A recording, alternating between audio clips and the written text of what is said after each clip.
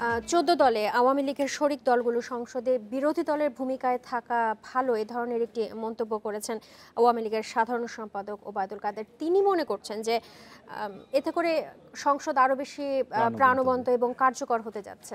দেখেন, এই এখন সংসদে যারা বিরোধী দলে আছেন জাতীয় পার্টি, তারাও কিন্তু এই 14 দলের শরিকই ছিলেন। তারা যাই হোক অবস্থার কারণেই বিরোধী দল। আমরা দেখেছি গত সংসদেও কিন্তু জাতীয় পার্টি বিরোধী দলে ছিল এবং তখন একটা বিষয় নিয়ে বেশ কথা হচ্ছিল যে জাতীয় পার্টির বিরোধী দলের ভূমিকাটা যথাযথ হচ্ছে কিনা, কারণ তারা একই সঙ্গে সরকারের মধ্যেও আছে, বিরোধী দলের মধ্যেও আছে।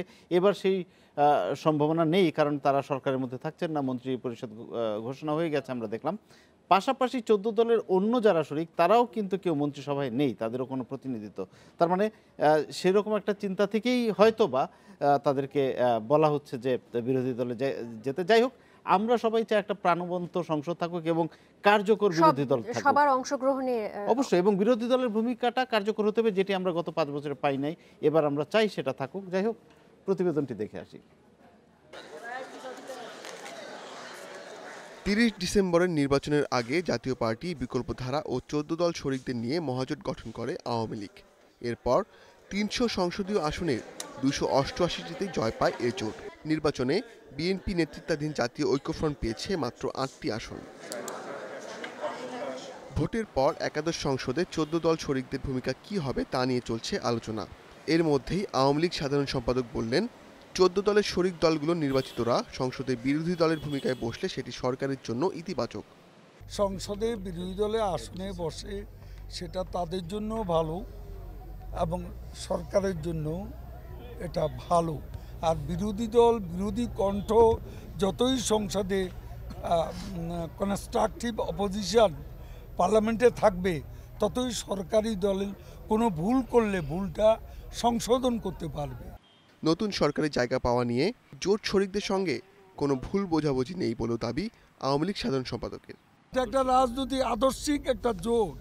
এই জোট কখনো এখানে কোনো টানাপোড়েন নেই। তাহলে কি আমরা ধরে নিব যে এটাও রাজনীতির অংশ হিসেবে তারা বিরোধী দলে যাচ্ছে? রাজনীতি যখন আমরা করি, রাজনীতি তো অংশ হিসেবে, এটা আবার অন্যভাবে ব্যাখ্যা করার কোনো প্রয়োজন আছে? তবে বিরোধী দলের আসনে বসার বিষয়ে বরাবরই আপত্তি জানিয়েছে ওয়ার্কার্স পার্টি, জাসদ, জেপি ও তরিকত ফেডারেশন। আওয়ামী লীগের জোট শরিকরা বলছে, সংসদে তাদের ভূমিকা নিয়ে 14 দলের সিদ্ধান্ত এখনো চূড়ান্ত হয়নি। 14 দলের পার্লামেন্টে বিরোধী দলের আসন গ্রহণ করা, এটা যদি ঠিকই করতে হয়, তাহলে পরে তো 14 দলের যে মূল ভিত্তিভূমি যেটা রয়েছে সেটা তো সেভাবে থাকবে না আর কি।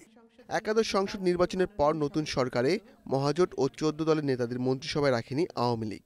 22 আসন নিয়ে দ্বিতীয়বারের মতো সংসদে প্রধান বিরোধী দলের ভূমিকা থাকছে জাতীয় পার্টি। Ashik Hossain, Independent News, Dhaka.